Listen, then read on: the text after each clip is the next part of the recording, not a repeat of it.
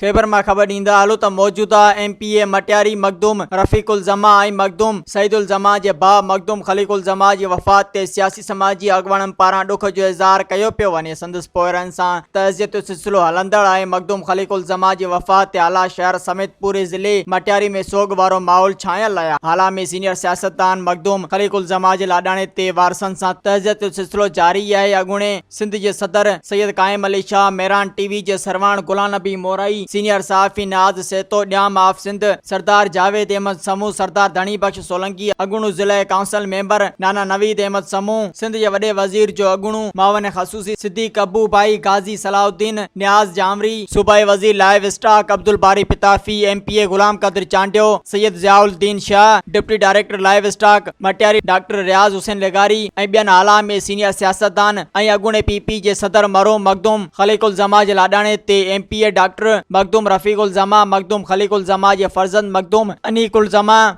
मखदूम फखरुल जमा, मखदूम अहमद जमा ऐं ॿियनि सां तज़ियत कई ऐं ॾुख जो इज़हार कयो। मज़ीद ख़बरनि ऐं तफ़सीलात लाइ विज़िट कयो असांजी वेबसाइट www.awamiNewsHD.com ऐं ॾिसंदा रहो अवामी न्यूज़ HD।